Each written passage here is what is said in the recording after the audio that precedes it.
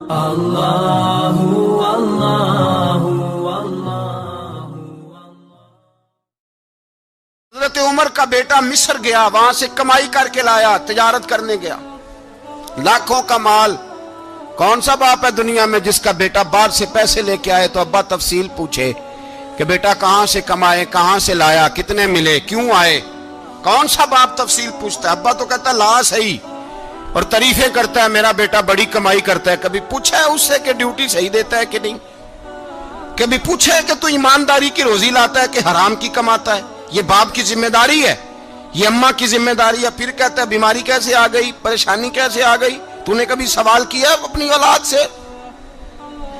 حضرت عمر فاروق رضی اللہ تعالیٰ عنہ کا بیٹا مصر سے پیسے کما کے لایا تو جناب عمر نے بلایا، فرمایا بیٹے اتنی تو تیرے پاس راس ہی نہیں تھی، تھوڑے سے تو پیسے لے کے گیا تھا، اتنی کمائی کیسے ہو گئی؟ اتنے تو پیسے نہیں تھے صاحب، کہاں سے کمائی لائے؟ اس نے کہا ابا جی وہ جو میرے چچا ہے نا مصر کے گورنر، آپ کے دوست، انہوں نے میری مدد کی ہے۔ فرمایا جتنے لوگ گئے تھے سب کی ہے مدد اس نے؟ کہا نہیں صرف میری کی۔ فرمایا تیری کیوں کی؟ تیری کیوں کی؟ کہا حضور آپ کے دوست ہیں۔ فرمایا چپ کر، حضور انہوں نے مجھے اتنے پیسے دیے، میں نے کاروبار میں ڈالے تو نفع آیا تو میں ان کی رقم دے کے۔ فرمایا خاموش ہو جا، باقی جتنے لوگ گئے تھے سب کی مدد کی اس نے؟ کہا نہیں حضور صرف میری کی۔ فرمایا اس نے تیری مدد نہیں کی، اس نے خلیفہ کے بیٹے کی مدد کی، اس لیے کہ وہ خلیفہ کو اپنے حق میں نرم کر سکے۔ فرمایا آدھا مال تیرا ہے، آدھا مال غنیمت کا ہے، مال خزانہ کا ہے، مسلمانوں کا ہے، اس لیے کہ تو جو وہاں سے مال کما کے لایا ہے وہ اپنے باپ کے خلیفہ ہونے کی وجہ سے کما کے لایا ہے، لہذا رکھ ادھر۔ یہاں کہتے ہیں کدھر سے آیا، کیسے آیا، کون سا حساب دیں، کیا کریں؟ او بھائی حضرت عمر رضی اللہ تعالیٰ عنہ کا اپنی اولاد کے بارے میں یہ رنگ ہے۔ ایک جنگ سے نا خوشبو آئی، خوشبو بڑی مہنگی ہوتی تھی، عرب میں خوشبو آج بھی بڑی مہنگی ہے، وہ زیادہ استعمال کرتے ہیں۔ میری باتوں کی سمجھ آ رہی ہے میرے بھائیوں؟ بڑی مہنگی خوشبو تھی۔ جب وہ خوشبو آئی تو حضرت عمر نے کہا، گھر میں پہلے پہنچی حضرت عمر کے، چونکہ زیادہ عورتیں استعمال کرتی تھی گھر کے اندر خوشبو، مرد بھی لگاتے تھے۔ حضرت عمر نے اپنی بیوی سے کہا، آپ کی زوجہ تو تھی وہ بڑی خوشبو کو پسند کرتی تھی۔ حضرت عمر نے اپنی زوجہ سے کہا کہ خوشبو لاؤ، میں نے ایک عورت کی ڈیوٹی لگائی ہے، وہ خوشبو تول کے نا تو حصہ برابر صحابہ میں بانٹ دے گی۔ تو آپ کی زوجہ کہنے لگی کسی بی بی کی ڈیوٹی لگانے کی کیا ضرورت تھی، میں جو موجود تھی میں بانٹ دیتی ہوں تول کے حصہ برابر۔ آپ نے فرمایا نہیں تو رہنے دے، وہ فلانی بی بی بانٹے گی۔ کہا حضور میں نے بھی بانٹنی ہے، میرے پہ کچھ حق ہے؟ آپ نے فرمایا نہیں تو تفصیل نہ پوچھ، تو خوشبو دے دے، کوئی اور بانٹے گی۔ خاتون خانہ تھی نا، کہنے لگی نہیں مجھے بھی آج آپ کو بتانا ہی پڑے گا کہ کوئی جو بانٹ سکتی ہے تو میں کیوں نہیں بانٹ سکتی؟ زوجہ کہتی عمر نے بات کی تو میری چیخیں نکل گئی۔ حضرت عمر فرمانے لگے جب تو خوشبو بانٹے گی نا تیرے ہاتھوں کو بھی لگے گی، تیرے دوپٹوں کو بھی لگ جائے گی۔ اگر رب کریم نے مجھ سے سوال پوچھا کہ عمر خوشبو تو مسلمانوں کی تھی، تیری بیوی کے دوپٹے کو کیوں لگ گئی، تو میں اللہ کے حضور کیا جواب دوں گا؟ اگر اللہ نے یہ سوال کیا کہ تیری بیوی نے کیوں لگائی، وہ تو حصہ تھا مسلمانوں کا، تو نے تیری بیوی نے کیوں لگائی؟ تو فرمایا میں نہیں چاہتا کہ اللہ کے حضور مجھے اور تجھے باز پرس ہو، لہذا کسی اور کو بانٹنے دے۔ زوجہ روئی اور تڑپ کے کہنے لگی عمر مجھے لگتا ہے صبح قیامت بھی تیری بیوی ہونے کی وجہ سے اللہ مجھے جنت عطا فرما دے گا، تیری زوجہ ہونے کی برکت سے۔ بھائی یہ معیار رکھا، خدا کی قسم ایسا شخص تاریخ میں دوبارہ نہیں آیا۔ اتنا بڑا آدمی، اتنا بڑا شخص، اتنا بڑا آدمی، اور پھر رنگ یہ ہے کہ عمر 22 لاکھ مربع میل کا حکمران، 22 لاکھ، اور کھجور کے درخت کے نیچے مٹی کا ڈھیلا لے کے سو گئے ہیں، پرواہ کوئی نہیں، کوئی مسئلہ ہی نہیں۔ دو غلام ساتھ بیٹھے تو ایک روٹی حضرت عمر نے گھر سے منگوائی، تھوڑا سا سرکہ، تو غلام کہنے لگے ہم نے بھی کھانی ہے۔ فرمایا کوئی حرج نہیں، روٹی کو پیٹ بھر کے کھانا ضروری تو نہیں، 3 حصوں میں بانٹ لیتے۔ ایک آدمی آیا ہوا تھا مصر کا رہنے والا ملنے کے لیے، اس نے پوچھا عمر کدھر ہے؟ تو کہا وہ ادھر جاؤ مسجد میں بیٹھے ہوں گے. اور واپس آیا تو کہنے لگا وہاں تو 3 غلام بیٹھے ہیں, ایک روٹی بانٹ بانٹ کے کھا رہے ہیں, لگتا ہے کئی دنوں سے روٹی نہیں ملی. کہا 3 غلام تو کوئی نہیں, وہاں 2 ہی تھے, تیسرے تو امیر المومنین تھے. اس نے کہا نہیں 3 غلام ہیں, کپڑے بھی ایک طرح کے پہنے ہوئے, بلکہ 2 کے تو پھر صحیح ہیں, تیسرے کے تو زیادہ ماڑے ہیں. کپڑے بھی ایک طرح کے, کھانا پینا بھی ایک طرح کا, اور ان کا نشست برخاست بھی ایک طرح کی ہے, لہذا کوئی فرق نہیں.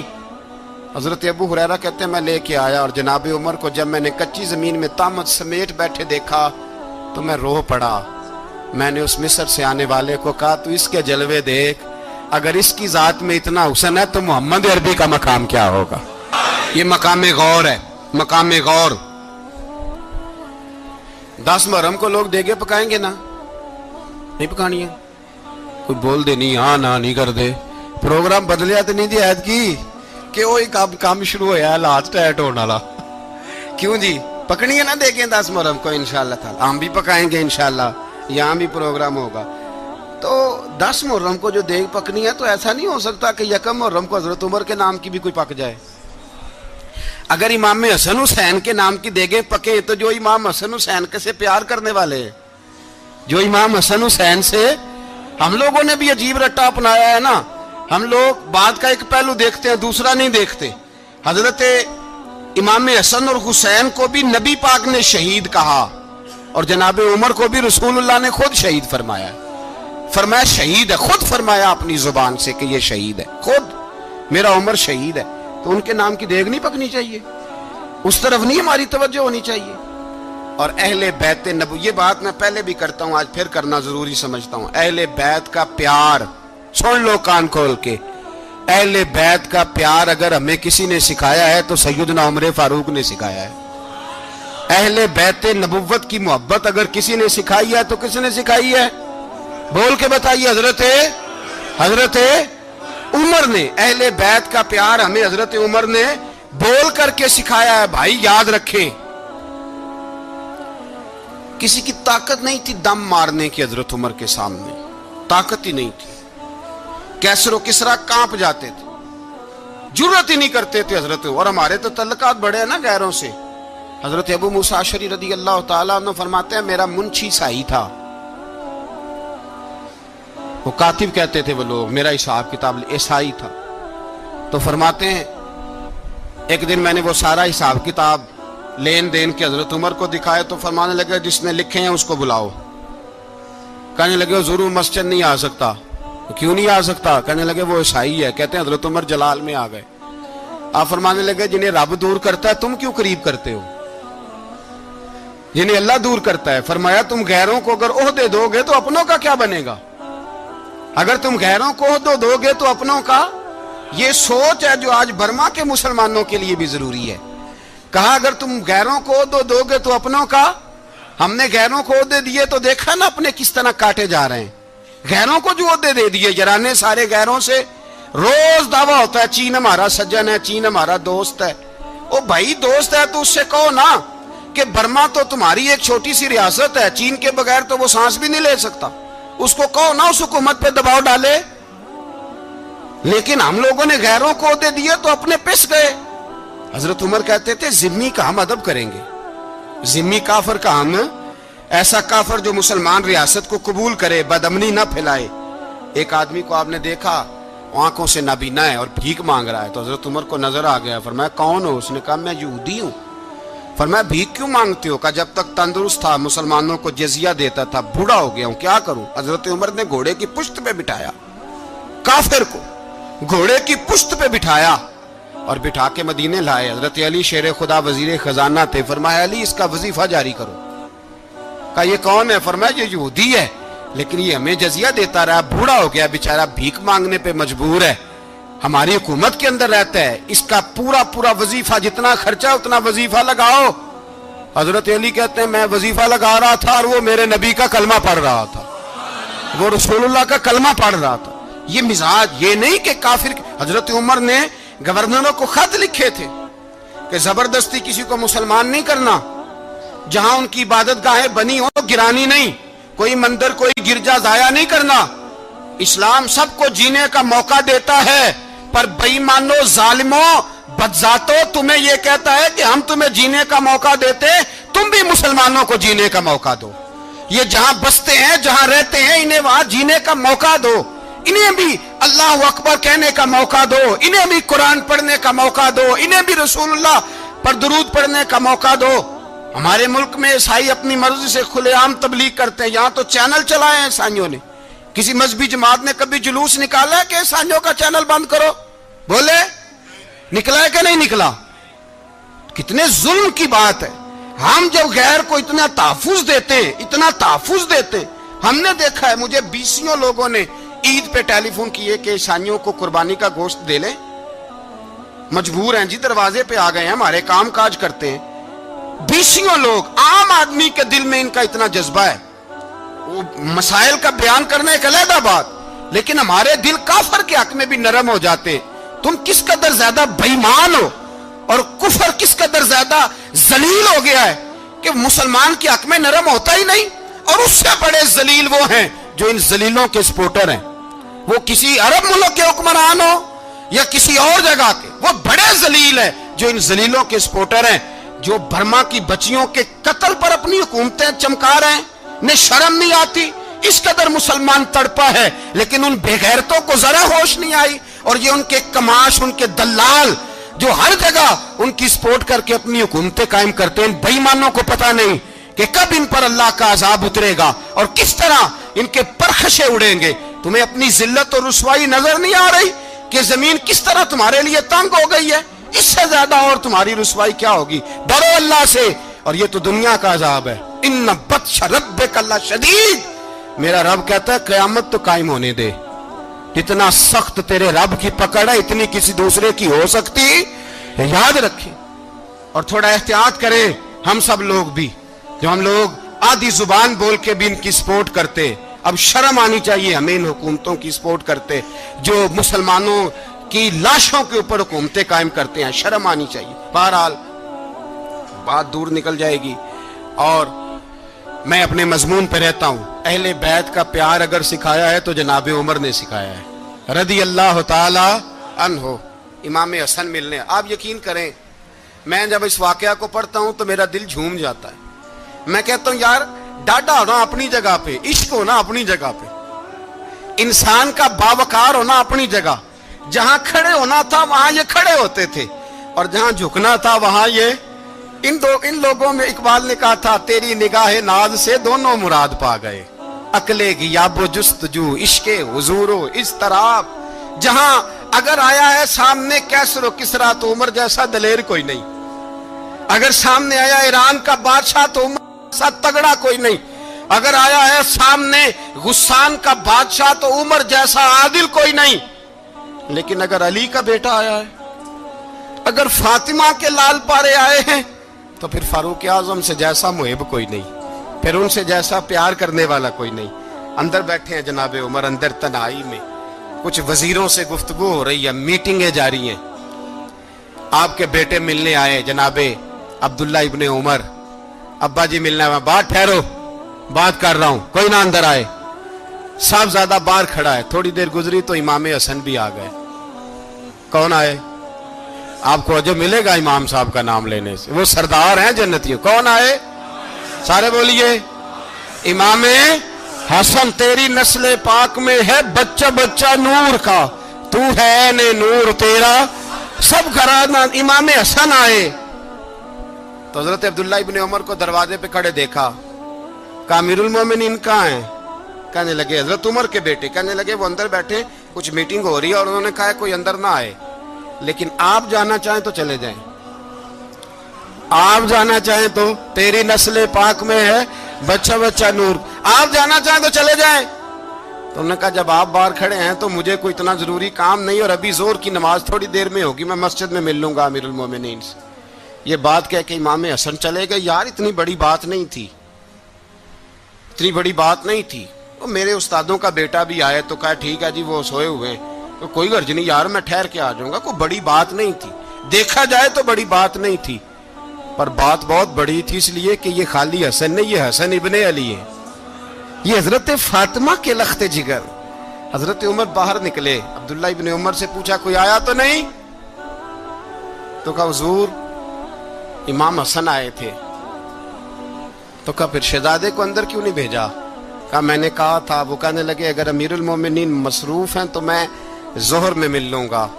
حضرت عمر رونے لگے, فرمایا بیٹے تو نے اچھا نہیں کیا. پھر مسجد نہیں گئے, سیدھے امام حسن کے دروازے دستک دی. امام حسن باہر آئے, کہا شہزادے آئے تھے تو ملے کیوں نہیں؟ تو امام حسن کہنے لگے حضور آپ کا اپنا بیٹا دروازے پہ کھڑا تھا, آپ کا اپنا بیٹا دروازے پہ کھڑا تھا, اور منع بھی کیا تھا آپ نے تو میں زور میں مل لیتا. حضرت امام حسن فرماتے جوش جذبات میں جناب عمر نے سر سے پگڑی اتار دی, جوش جذبات میں. کہنے لگے حسن میرے بیٹے کا اور آپ کا کیا مقابلہ؟ کیا اس کی ماں کا نام فاطمہ الزہرا ہے؟ کیا اس کی نانی کا نام خدیجۃ الکبریٰ ہے؟ کیا اس کے نانے کا نام محمد مصطفیٰ ہے؟ آپ کا اور اس کا کیا مقابلہ؟ پھر رو پڑے اور کہنے لگے بیٹے میں مکے کے صحراؤں میں اونٹ چرایا کرتا تھا, یہ جو میرے سر پر عزت کے بال ہیں یہ تیرے نانے کے اگائے ہوئے. میں مکے کے خبردار شہزادے خبردار. او بھائی اہل بیت نبوت کے ادب کا رنگ اگر سکھایا ہے تو سیدنا عمر نے سکھایا ہے. حضرت عمر فاروق اتھارٹی ہے, اسلام کی اتھارٹی. یکم محرم حضرت عمر کی شہادت ہے. یہودی بول اٹھا, کافر بول اٹھا. اگر 6 مہینے عمر دنیا میں اور رہتے تو دنیا میں کوئی کافر موجود نہ ہوتا. 6 مہینے. اور جب اس بطل جلیل کا جنازہ اٹھا, اللہ بخاری پڑھیے نا, اللہم ارزقنا شہادت فی سبیلک, اللہ بسترے کی موت نہ دینا, شہادت کی دینا. عمر شہید ہوئے, مسجد نبوی میں نماز پڑھاتے, اور جب جنازہ اٹھا تو مدینے کا پھر پیچھے جو دلیر بچے وہ مولا علی تھے. مولا علی, جناب عمر کا جنازہ اٹھا تو سب سے پہلی ہائے جو نکلی وہ حضرت علی کی زبان سے نکلی, اور حضرت علی ساری داڑھی آنسوؤں سے بھر گئی. لوگوں نے کہا کہ علی کیا ہوا؟ فرمانے لگے تم دیکھ نہیں رہے جنازہ کس کا اٹھا ہے, پلٹ کے دیکھو تو صحیح, تم پتہ نہیں یہ کون گیا ہے. کہ حضور کیا ہوا؟ آپ فرمانے لگے عمر اس طرح کے کام کر کے گیا ہے, اب ان کے رستوں پہ کون چلے گا؟ کون اس کے جگر راہ وفا میں؟ میں نقش ایسے چھوڑ آیا ہوں, میں جس منزل سے گزرا ہوں وہ اب تک یاد کرتی ہے. حضرت علی حضرت عمر کے جنازے پہ کھڑے ہو کے کہتے ہیں اللہ مجھے اس طرح کے عمل کرنے کی توفیق دے جس طرح کے عمر کر کے گیا. میرے بھائی بطل عزیز, بطل حریت حضرت عمر رضی اللہ تعالیٰ عنہ, جو اپنی زندگی انقلاب والی گزار کے گئے. عمر جب دنیا سے گئے تو 80 دینار کا قرضہ تھا, 22 لاکھ مربع میل کا حکمران. اور اپنے بیٹے سے کہنے لگے بیٹے کوشش کرنا تیرے خاندان والے مل کے میرا قرضہ اتار دے, میری قبر پہ بوجھ نہ رہے. اور اگر خاندان والے مدد نہ کریں تو میرے دوستوں سے بات کرنا, وہ مدد نہ کریں تو پھر علی سے بات کرنا. ان کا پیار آپس میں اتنا, اور تو اختلاف ثابت کر رہا. 80 دینار کا قرضہ چھوڑ کر حضرت عمر دنیا سے گئے, اور جاتی دفعہ کہہ گئے میرے بعد میرے بچوں کو حکومت کے مشورے میں بھی شامل نہ کرنا, حکومت کے مشورے میں بھی میری اولاد شامل نہ ہو. اتنا بڑا شخص اتنا بڑا رنگ دے کے. یکم محرم کو جب عمر فاروق کا وصال ہوا تو بیٹے سے کہنے لگے اماں عائشہ سے جا کے کہو میرا بھی نبی پاک کے روزے میں دفن ہونے کو دل کرتا ہے. ایک قبر کی جگہ ہے اماں جی نے اپنے لیے رکھی ہے, بخاری ہے بخاری. حضرت عائشہ کے پاس صاحبزادے گئے, کہنے لگے اماں جی عمر کو زخم لگ گیا ہے, حالت بڑی پریشانی والی ہے. وہ کہتے ہیں اگر اماں اجازت دیں. سید عائشہ رو پڑی, فرمانے لگی کہ وہ اپنی قبر کی جگہ تو نہیں نہ کسی کو دیتا, پر عمر نے کمال ہی بڑا کیا. اسے کہو جاؤ گنبد خضرا میں قیامت تک جو مصطفیٰ پہ اور ابو بکر پہ سلام پڑھے گا وہ تجھ پہ بھی سلام پڑھ کے جائے گا. جاؤ میں نے جگہ دی. اور اگر آپ نے ابھی تک ہمارا چینل سبسکرائب نہیں کیا تو فوراً سبسکرائب کیجئے, ساتھ ہی بیل آئیکن پر کلک کریں تاکہ مزید آنے والی ویڈیو ہیں وہ آپ کو وقت پر ملتی رہیں. اللہ حافظ.